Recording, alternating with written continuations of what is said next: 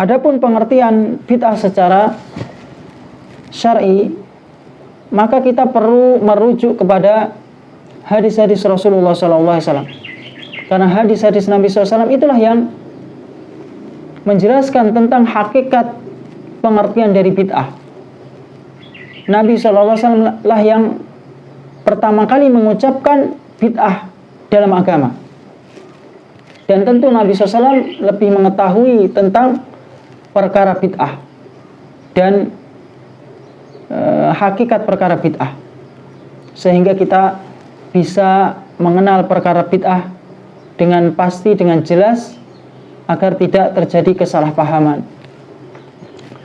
Adapun hadis yang pertama yang Nabi SAW ucapkan, yang diriwayatkan oleh Abu Dawud, Tirmidzi, beliau mengatakan, wa iyyakum wa muhdatsatil umur fa inna kulla muhdatsatin bid'ah wa kulla bid'atin dhalalah.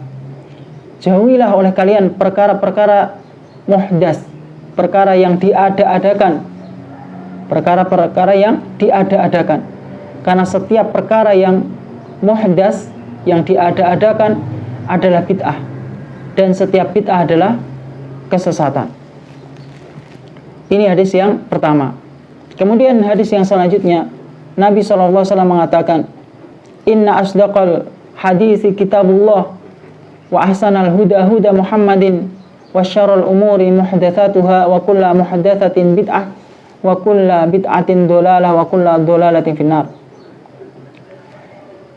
Sesungguhnya ucapan yang paling jujur adalah kalamullah, dan sebaik-baik petunjuk adalah petunjuk Rasulullah SAW, dan seburuk-buruk perkara adalah yang diada-adakan, dan setiap yang diada-adakan adalah kebid'ahan, dan setiap bid'ah itu kesesatan, dan setiap kesesatan itu di neraka. Kaum muslimin azanallahu wa iyyakum, dari hadis Nabi SAW ini kita akan mengambil ucapan beliau, yaitu ihdas. Ihdas. Yang pertama yang harus kita ingat bahwasanya Nabi SAW mengatakan ihdas, bid'ah. Berarti ya, ini sebagai bantahan bagi orang yang menuduh bahwasanya Wahabi suka membid'ahkan. Ya. Nabi SAW yang pertama kali mengatakan bid'ah.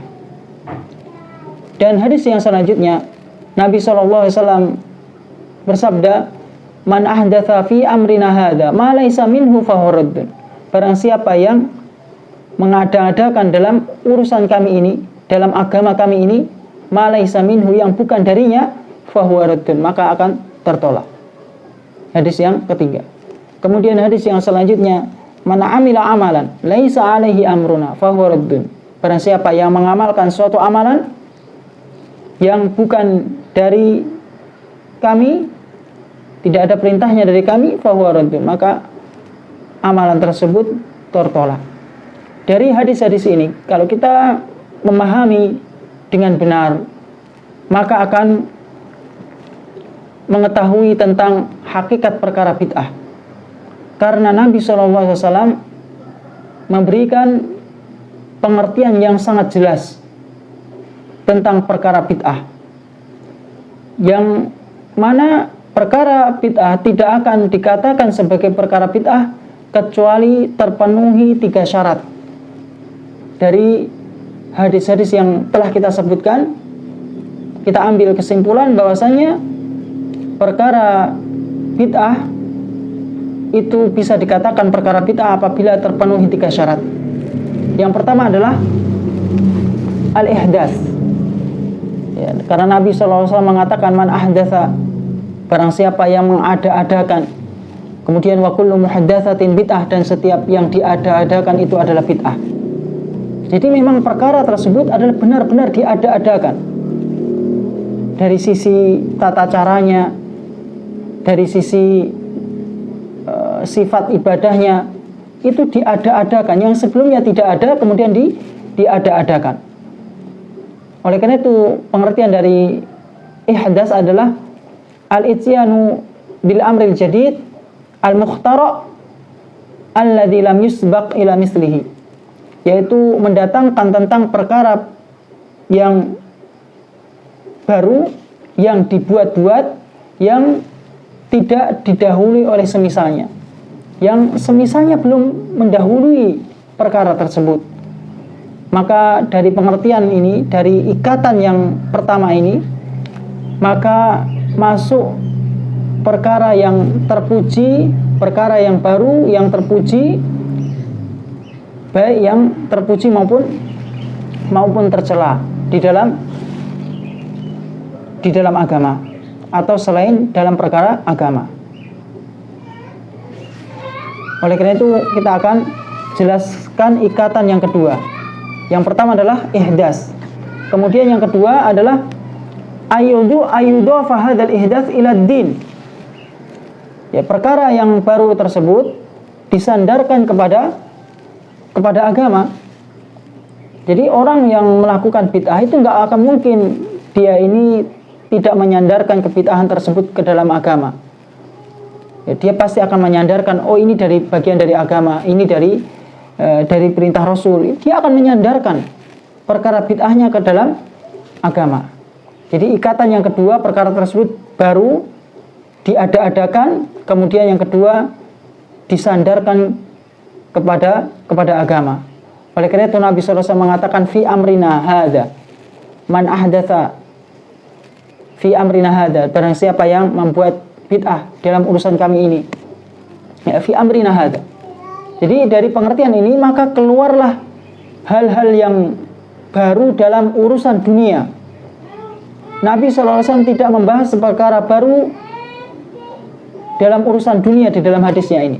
Yang Nabi SAW bahas itu perkara baru di dalam agama, urusan agama. Oleh karena itu sesuatu yang baru dalam urusan agama itu adalah kesesatan. Dan hukum ini dikhususkan untuk perkara yang baru dalam urusan agama, bukan urusan dunia. Jadi ini sebagai bantahan bagi orang yang menuduh kalau membahas bid'ah, dikit-dikit bid'ah, tidak usah naik pesawat, tidak usah menggunakan handphone, tidak usah menggunakan mikrofon. Maka sesungguhnya orang yang mengatakan demikian adalah orang yang belum memahami tentang pengertian bid'ah menurut Nabi SAW. Ya. Karena yang dimaksud oleh Nabi SAW adalah perkara baru dalam urusan agama. Kemudian yang ketiga, ikatan yang ketiga, sesuatu tersebut bisa dikatakan sebagai perkara bid'ah adalah alla yustanada hadzal ihdaats ila aslin syar'i bi tariqin khas wal 'am. Ya. Sesuatu yang baru tersebut tidak akan mungkin bisa disandarkan kepada pokok syar'i, Al-Quran dan Sunnah dan ijma', baik dengan dalil umum maupun dalil khusus. Jadi dia tidak memiliki dalil di dalam melakukan kebid'ahan mereka, baik secara umum maupun secara khusus. Kalau secara umum, ya, maka sahabat ketika mengumpulkan Al-Quran yang sebelumnya Al-Quran tersebut tidak dikumpulkan menjadi satu, lalu para sahabat bersepakat untuk mengumpulkan Al-Quran, maka ini berlandaskan dengan dalil yang umum, ya, untuk kemaslahatan umat, untuk kemaslahatan Islam dan kaum muslimin. Dan ini sudah menjadi ijma' di kalangan para sahabat Nabi. Dan ini bukan termasuk perkara bid'ah. Karena di zaman Nabi SAW Al-Quran juga ditulis, cuman belum dikumpulkan. Kemudian dalil yang khusus seperti misalnya sahabat Umar bin Khattab mengajak melihat manusia melakukan sholat tarawih secara berjamaah, maka ini berlandasan dengan dalil khusus, karena Nabi SAW juga melakukannya hanya saja karena beliau takut perkara tersebut diwajibkan, lalu Nabi SAW meninggalkan perkara tersebut.